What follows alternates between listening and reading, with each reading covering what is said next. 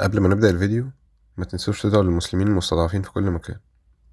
النهاردة هيكون تاني فيديو في سلسلة فيديوهات الصعيد، وهيكون من محافظة المنيا، واحدة من أجمل محافظات الصعيد. لو ما كنتش شفت الفيديو بتاع بني سويف ممكن ترجع تشوفه، هسيب لكم اللينك بتاعه فوق. وما تنسوش تدعمونا باللايك والاشتراك عشان نقدر نكمل السلسلة. محافظة المنيا هقسمها على جزئين عشان ما يكونش الفيديو طويل ومحدش يزهق منه، وده هيكون الجزء الأول. بعد ما لفينا بني سويف اتجهنا تاني يوم لمحافظة المنيا وتحديدا مدينة ملاوي. مركز ملاوي واحد من أكبر مراكز محافظة المنيا، وموجود بعد مدينة المنيا بحوالي 45 كيلو. احنا بدأنا اليوم بملاوي عشان نلحق نزور متحف آثار ملاوي، واللي بيقفل الساعة 2 تقريبا. متحف ملاوي اتبنى سنة 62 في عهد جمال عبد الناصر، وبيضم آثار من عصور مختلفة. منطقة ملاوي موجود فيها أماكن أثرية مهمة جدا، بسبب إنها قامت عليها حضارات كتير، منها الفرعونية والإغريقية والرومانية. وتحديدا منطقتين، منطقة اسمها تونا الجبل ومنطقة تانية اسمها الأشمونين، واللي بإذن الله ممكن نزورهم مع بعض في مرة تانية. وزي ما قلت لكم الآثار اللي موجودة في المتحف هنا كلها من مناطق تونا الجبل والأشمونين، ومنطقة تالتة كمان اسمها مير في محافظة أسيوط.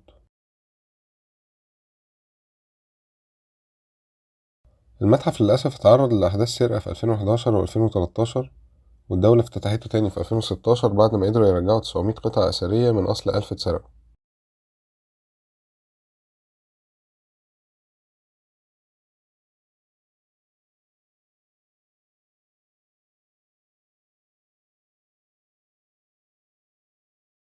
ملاوي فيها قصور أثرية كتير، والقصر ده لفت نظرنا.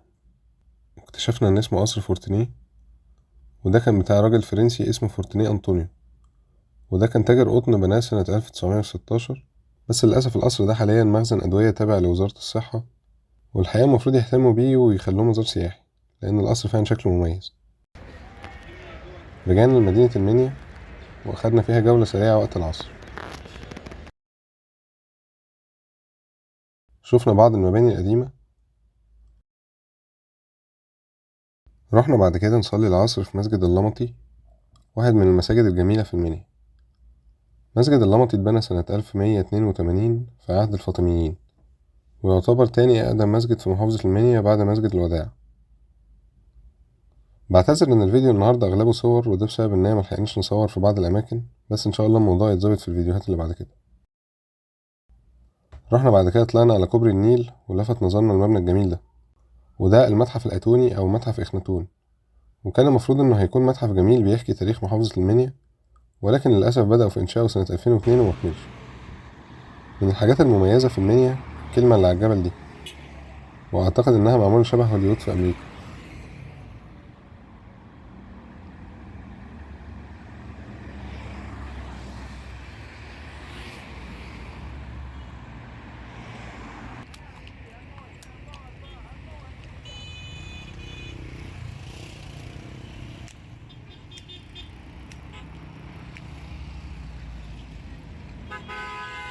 جبنا أكل بعد كده وطلعنا على الكورنيش.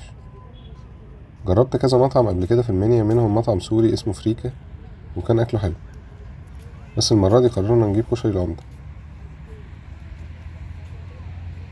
وعامة المنيا فيها شارع اسمه شارع طه حسين، وده اللي فيه معظم المطاعم. كورنيش المنيا من أكبر الكورنيشات في مصر وأجملهم، ومنظره الصبح بيكون تحفة. هنشوفه مع بعض تاني يوم إن شاء الله. دورنا على فنادق رخيصة، ما لقيناش كتير بصراحة. الوحيد اللي كان سعره مناسب وقتها كان فندق بلس، وللأسف التجربة فيه كانت سيئة. الفندق عبارة عن مبنى أثري جميل جدا، وممكن يتعمل منه فندق على طراز قديم وهيبقى جميل أوي، بس للأسف مهمل بشكل بشع.